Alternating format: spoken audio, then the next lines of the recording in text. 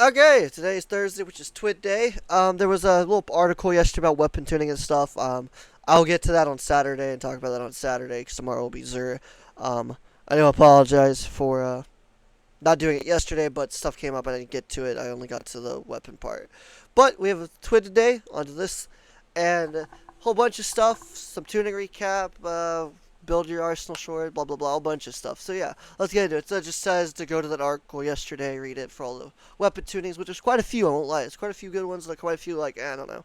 We've got the new Microcosm exotic heavy trace rifle, which is intriguing. We'll look at this trailer later because it'll act up like it always does for some reason when I do a recording.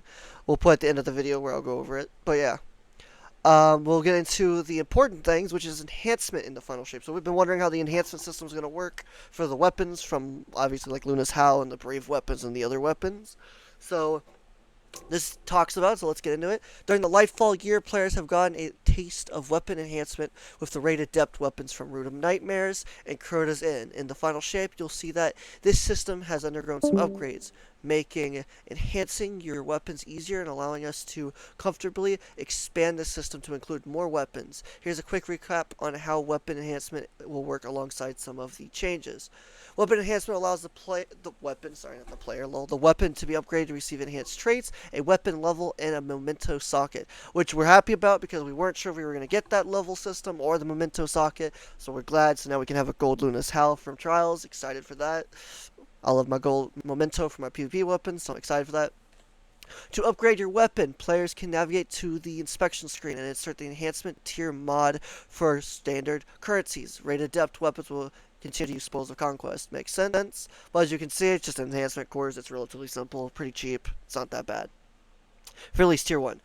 Enhancement Tier 1 replaces your masterwork and provides the weapon with an enhanced intrinsic that matches the stat of your old masterwork. Provides a weapon level, a date when you first enhance the weapon, and a memento socket. Yay. Rated depths only. Since these weapons have a base crafted version, we want the depth version to feel like a meaningful upgrade. Therefore, those weapons can visit the relic on Mars to adjust their first two columns. Makes sense? Typically, barrels magazines in a similar fashion to how crafted weapons can augment these perks columns. That's awesome. As always, we're happy they did that. Enhancement Tier 2 Weapon Level 11 requirement. Once the player inserts this mod, the left column traits will automatically be upgraded to their enhanced perks. If you have multiple perks, this will update all traits in the column. Players will not need to visit the relic on Mars to update these traits anymore. So, this is actually really cool they did this. Now you put in the mod, you can go straight to trait and enhance it.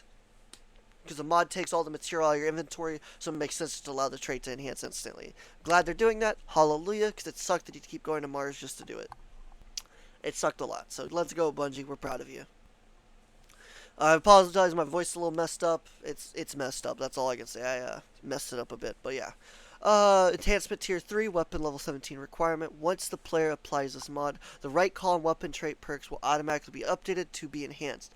Like the left column, this will upgrade all of the traits present and does not require visiting the relic. Let's go!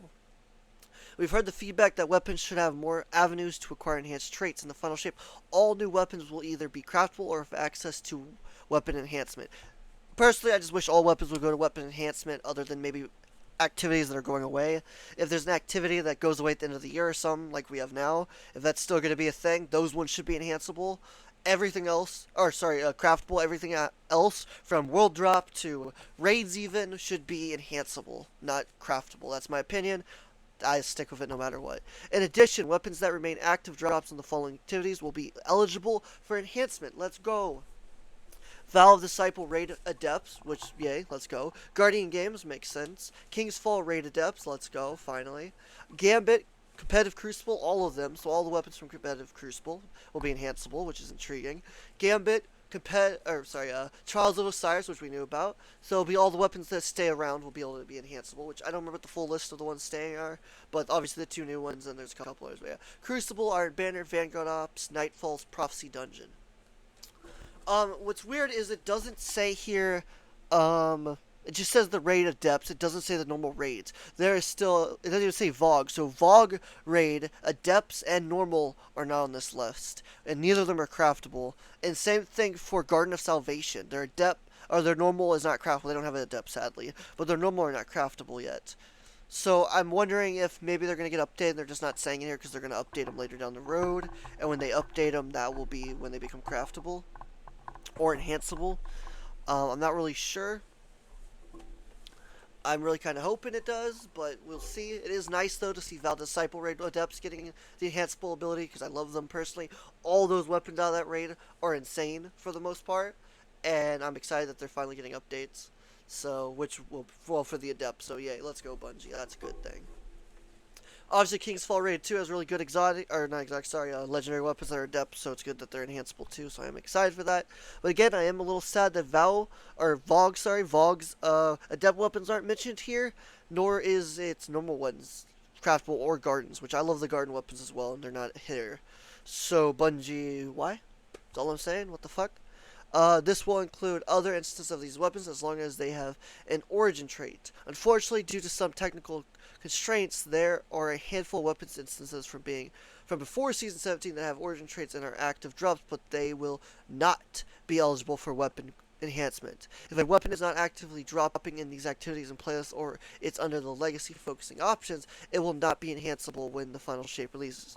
So basically, old Mountaintop, old Luna's Howl, and old NF will not be enhanceable by the looks of it. Which is sad, but we get it.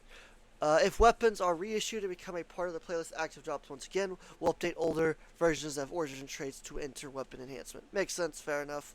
Mementos in the final shape. We've received a lot of feedback on weapon mementos, especially as new mementos have released in our seasonal events. In the final shape, we have a few changes coming that impact how you store mementos and apply them to your weapons. Crafted and enhanced weapons will no longer need to visit the Relic on Mars to apply mementos. Let's go! Easy memento placement. Let's go. Players can apply the memento of their choosing directly in the weapon inspection screen. Memento stack cap limits have been raised from 1 to 3. Hallelujah. I actually thought that's personally where I wanted it to be. I thought 5 was too many. I wanted them to still be somewhat rare, but I wanted them to be more than 1. So I said 3. I'm really happy they did that. Obviously, they probably didn't get that from me. They probably got it from the other 1,000 people that said it, but still, I'm happy they did do it that way. Let's go, Bungie. Mementos will no longer be stored alongside the player's consumables. When the final shape launches, your mementos under consumables will show as faded. Okay. Then once the faded memento is dismantled, you'll see +1 memento added in the weapon inspection screen as a virtual currency. For players who figured out how to get around the original memento stack size limits, we might have been some of those, this will allow you to dismantle all those mementos safely, even if you temporarily go over the intended stack limit of 3.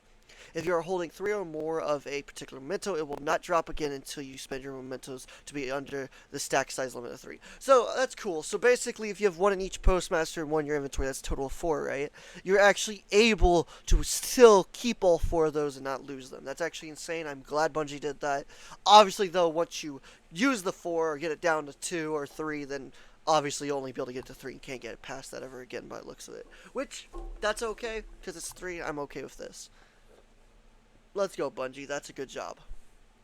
Reduce fragment cost at a core in the final shape. Subclass fragments purchasable from my core are expensive. That's an understatement. Particularly considering how many there are, especially for the new lights. In the final shape, we've reduced the cost fragments from 25,000 glimmer to 10,000 glimmer. That's still way too much. They should be way cheaper. I'm sorry, but they should be like 1,000 max. Glimmer is so hard to come by when you first play this game, especially when you don't know whatever everything is. You barely play. You're not really able to get a lot of kills or anything. It should be like 1,000 at maybe 5,000 would be okay, but I feel like 10,000 is too much. I already have them all, so it doesn't really bother me much. But at the same time, I feel like if you have tried to go make a new character, it's a pain in the ass. So yeah. Our goal here is to make these vital build crafting elements more accessible for new and returning players. Sure. The Pantheon grows stronger. I will say this week for Pantheon has been the roughest I've had. The last 2 weeks, 3 weeks, however long it's been, I've had no issues. And I mean no issues. at all with weekly things. It takes 2 or 3 random groups. I get through it. I've been doing it with randoms and stuff, and we've been blowing through it like it's nothing overall. It takes an hour and a half, 2 hours, 2.5 hours max. But then this week, dude, I was stuck on. I've done I don't even know how many groups, and they've been stuck on caretaker. Then they got stuck on planets. They got stuck on first boss for a long time. Like it has been rough this week. I haven't completed this. This is the first week where I've not completed it really easily. Flip me RNG is bad sometimes with LFG. That's all I'm saying. It's F, but that's okay. Life happens. Zero Hour Exotic Mission is live. We all know that. Uh, they had a road comics thing with a dude, person they mixed with, but I'm not reading all that. Too much reading. Destiny Content Vault updates with the start of year 7 of Destiny 2 on June 4th. Certain items will be depreciated. Shut up, I can't speak English. I don't want to hear it. From player inventories that correspond with vaulted activities and seasonal campaigns. They will then be moved into the Destiny Content Vault. We have updated the Destiny Content Vault article to reflect these changes and created a new article fully outlining items being depressed at the start of year 7 for players to reference. I don't want to hear it, okay? English hurts. My voice hurts. Fuck all of you. I don't care. Known issues, as always, a whole bunch of them. Let's get to the end part. That's everything we have for this week. Hopefully you've been having fun on the new PvP maps. We know there is a lot to do in these final weeks before the final shape, but if you haven't checked the PvP maps out yet, jump into the new territory playlist to give them a try. Not only are they beautiful and fun, you can also earn the Slaycation emblem by checking them out. We'll be back next week with another TWiD and more details to share on the final shape. In the meantime, be good to each other and thanks for hanging out with us. That's the community team. Like I said, voice is fucked, so I apologize, but voice ain't getting any better, so not my fault. But yeah, we get momentos better setup. We get the ability to enhance a lot easier. We don't have to keep going to the Mars thing, which is really nice. I'm actually really happy about this. Thank you, Bungie, for finally doing great tweaks to things that actually make things a lot more easier and better off. Like, it was just a waste of time to have to keep going to Mars just to put on a memento, or just to do this. Like, it was just a pain in the ass. Because constantly, when we went flawless with trials, like the best example is we'd have to go turn in a memento we had, because we always keep them just in case there's a weapon that comes out we want. But then if we go flawless, we go and turn the one we had in, so we get the next one from the chest before we go to the lighthouse, which is a pain in the ass. So yeah. Most people are like, why did you just go turn them in beforehand? Because some weekends it's really rough, and some weekends we don't play because we don't really care. So it's always good just to have it just in case. You never know. They could bring out a surprise thing. It's kind of the thing we started doing, and it's just kind of stuck. It's just how it is. But yeah, so this is really cool. I like this. Bungie did not do a bad job here. He did a really good job. Let's go. Hallelujah. Now we're going to go over this video and talk about it. So yeah, let's get into this.